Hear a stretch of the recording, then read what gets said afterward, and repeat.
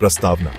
पहलगाम में आतंक का काला दिन। 22 अप्रैल 2025 एक ऐसी तारीख जो हमेशा के लिए भारत के इतिहास में काले दिवस के रूप में दर्ज हो गई। जम्मू और कश्मीर के खूबसूरत पर्यटन स्थल पहलगाम में उस दिन आतंकवाद ने एक बार फिर अपना क्रूर चेहरा दिखाया। शाम के साए लंबे हो रहे थे और प्रकृति अपने पूरे शबाब पर थी। तभी अचानक गोलियों की तड़ाहट से पूरा इलाका दहल उठा। देखते ही देखते खून की होली खेलती गोलियों ने 26 बेगुनाह लोगों की जिंदगी छीन ली। यह घटना भारत पर एक कायरतापूर्ण हमला था जिसने पूरे देश को झकझोर कर रख दिया। इस घटना ने एक बार फिर आतंकवाद के खिलाफ हमारी लड़ाई की याद दिला दी है। यह विभत्स हमला पहलगाम के बैसरन घास के मैदान में हुआ। शाम के करीब 6 बजे एक लोकप्रिय पर्यटन स्थल जब पर्यटक और स्थानीय लोग दिन बिताकर लौट रहे थे, तभी हथियारों से लैस आतंकवादियों के एक समूह ने अंधाधुंध गोलियां चलानी शुरू कर दी। इस हमले में 25 भारतीय और एक नेपाली नागरिक की मौत हो गई। मृतकों में पुरुष, महिलाएं और बच्चे सभी शामिल थे। यह हमला एक सुनियोजित नरसंहार था जहां आतंकवादियों ने पहले पीड़ितों की पहचान की और फिर उन्हें निशाना बनाया। इस कायरतापूर्ण हमले की खबर आग की तरह फैल गई और देखते ही देखते पूरा देश गुस्से से भर गया। भारतीय सेना ने इस हमले का मुंहतोड़ जवाब देने का संकल्प लिया।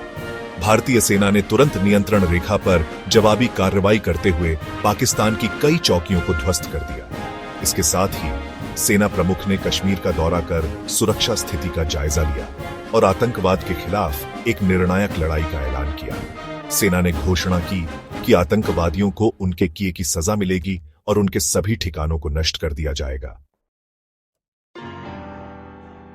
भारत ने इस हमले के बाद पाकिस्तान के खिलाफ राजनयिक मोर्चे पर भी कड़ा रुख अपनाया।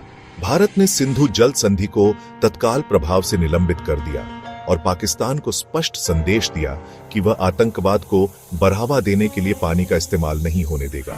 इसके साथ ही भारत ने पाकिस्तानी नागरिकों को दिए जाने वाले सभी वीजा रद्द कर दिए और पाकिस्तानी राजनयिकों को देश से निष्कासित कर दिया। भारत ने अंतर्राष्ट्रीय समुदाय से भी अपील की कि वह पाकिस्तान को आतंकवाद के मुद्दे पर अलग थलग करे। सेक्शन 5 देश में सुरक्षा व्यवस्था, कड़ी आंतरिक सुरक्षा के कदम।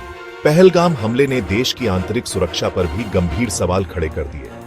इस घटना के बाद पूरे देश में सुरक्षा व्यवस्था कड़ी कर दी गई। उधमपुर, राजौरी, पूंछ और अन्य संवेदनशील इलाकों में तलाशी अभियान चलाए गए। बांदीपोरा में सुरक्षा बलों और आतंकवादियों के बीच मुठभेड़ हुई, जिसमें लश्कर के एक आतंकवादी को मार गिराया गया।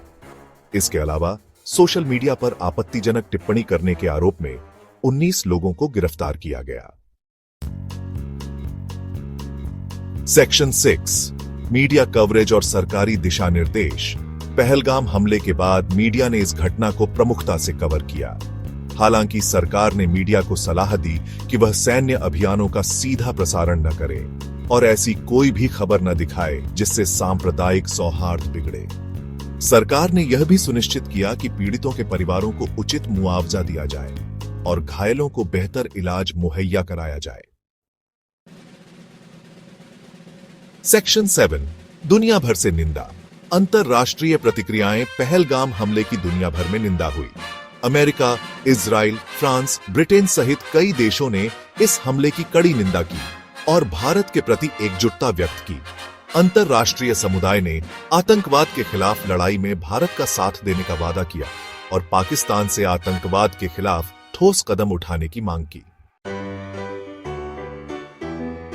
सेक्शन 8 धार्मिक और सामाजिक प्रतिक्रियाएं। एकता का संदेश। पहलगाम हमले के बाद देश के विभिन्न धार्मिक और सामाजिक संगठनों ने एकता का परिचय दिया। धार्मिक नेताओं ने इस हमले की निंदा की और लोगों से शांति और सद्भाव बनाए रखने की अपील की। नागरिक समाज के लोगों ने भी इस हमले के खिलाफ प्रदर्शन किए और आतंकवाद के खिलाफ एकजुट होने का संदेश दिया। लोगों ने मोमबत्ती जलाकर पीड़ितों को श्रद्धांजलि दी और उनके परिवारों के प्रति संवेदना व्यक्त की। सेक्शन 9 निष्कर्ष। आतंकवाद के खिलाफ लड़ाई जारी रहेगी। पहलगाम आतंकी हमला एक दर्दनाक घटना थी जिसने पूरे देश को झकझोर कर रख दिया। यह घटना हमें याद दिलाती है कि आतंकवाद मानवता का दुश्मन है और इसके खिलाफ हमारी लड़ाई जारी रहेगी। यह हमला भारत की अदम्य भावना को डिगा नहीं सका है। भारत पहले से कहीं अधिक मजबूत और एकजुट है और आतंकवाद के खिलाफ अपनी लड़ाई जारी रखेगा। हमें विश्वास है कि हम इस चुनौती से पार पालेंगे और एक सुरक्षित और शांतिपूर्ण भविष्य का